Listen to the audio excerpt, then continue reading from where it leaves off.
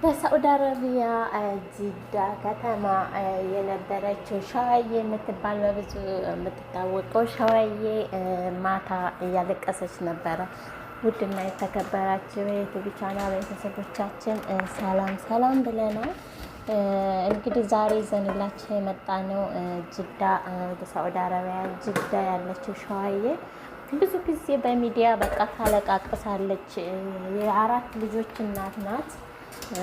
እንደ ማንኛውም ሰው ከአረብ ቤት ወጥታ የራሷን ህይወት እየኖረች የራሷን ስራ እየሰራች አራት ልጆች እያስተዳደረች የራሷን ስራ እየሰራች ፋብላ የምትኖር ናት።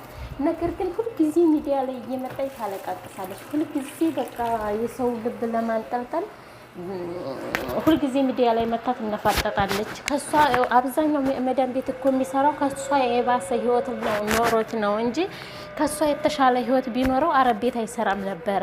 እና እሷ ደግሞ ደህና ደረጃ ላይ ደርሳ በራሷ ወጥታ የራሷ ቤት ይዛ የራሷ ስራ ከፍታ እየሰራች ግን ሁልጊዜ እየመጣች ሀዛ የምታደርገን ነገር በጣም ነው የሚደብረው።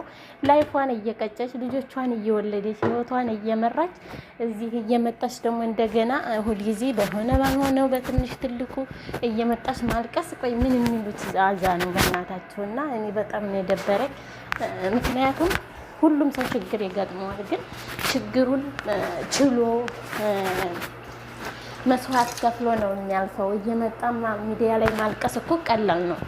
ህዝብን ማስጨነቅ፣ ህዝብ ወይም ደግሞ እንዲደግፋት እንደዚህ ማድረግ፣ እንደዚህ የህዝብ ስስ ጎን መንካት በለእሶ ምናምን ይሄ ቀላል ነው። ግን ይሄ ነገር እኔ አልነፋኝም ማለት ነው። ምክንያቱም አሁን መጀመሪያ ሱቄ ተበልጎ ምናምን አለች፣ እንደገና ደግሞ ተበልጎ ነበር ተከፍቷል አለች። እሺ ከተከፈተላት ክስም ከሆነ በህግ ሂደቱ ክሷን እች ልጅ ህጋዊ ናት፣ ክሷን መጨረስ ትችላለች ካለው አካል ጋር ማለት ነው እንጂ እነዚህ ህዝብ ጋር መጥቶ ማለቃቀስ ምን አስፈለገ?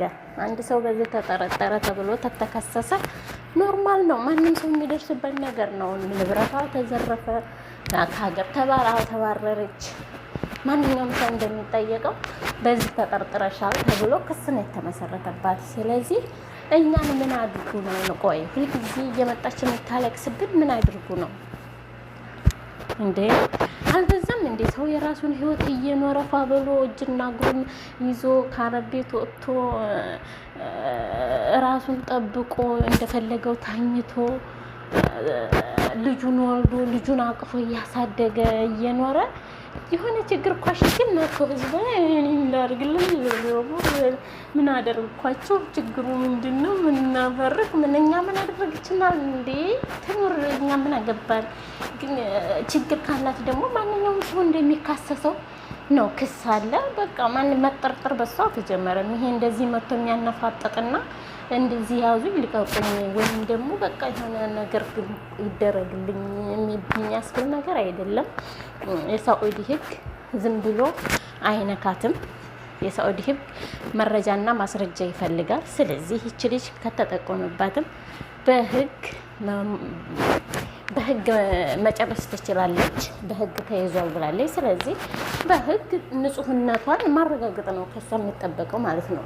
እኛ ጋር መጥቶ ማልቀስ፣ እኛ ጋር መጥቶ ኧረ እኛ ሁላችንም እኮ ኑሯችን የሚያለቅስብን ይበአናል። ሁሉም በየቤቱ የራሱ የሆነ እኮ ችግር፣ ብሶት፣ ጣጣ ብዙ ነገር አለው። ስለዚህ እኔም ለሷ የምታሽቃብጡ ልጆች በቃ ምንም እኔ እናንተ አረብ ቤት እንደዚህ እየተረገጣችሁ ነው ለሸዋዬ የምታለቅሱ ማለት ነው። እሷ እኮ ከእናንተ ተሽላ የራሷን ቤት እንትን ብላ የራሷን ስራ ከፍታ ልጆቿን እየወለደች ብላ እየኖረች ከጓደኞቿ ጋር ቀን በቀን እየተገናኘች እየተጫወተች ራሷን ችላ ልጆቿን እያሳደገች የአራት ልጅ እናት ያለች ልጅ ናት።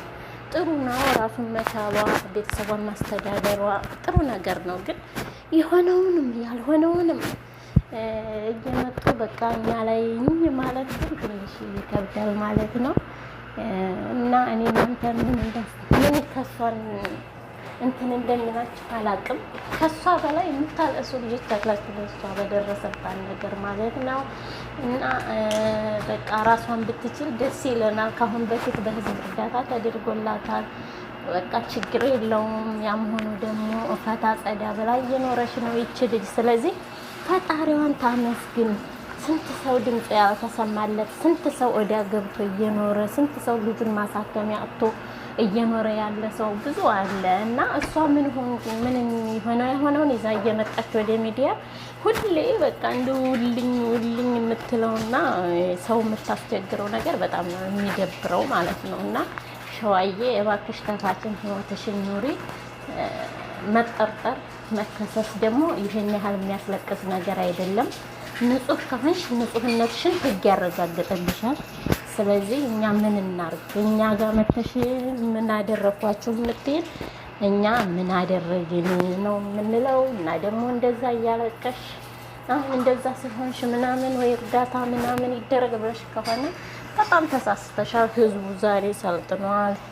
ብዙ ችግር አለው። የራሱን ህይወት መኖር ይፈልጋል። እሺ እና እንደዛ ነው። አንቺ ላይፍሽን እየኖርሽ ነው፣ ትዳርሽን እየኖርሽ ነው፣ የራስሽን ስራ ከፍተሽ እየኖርሽ ነው። ፈጣሪን አመስግኝ። ቢያንስ ከአረብ ቤት ሰራተኞች የተሻለ ህይወት አለሽ።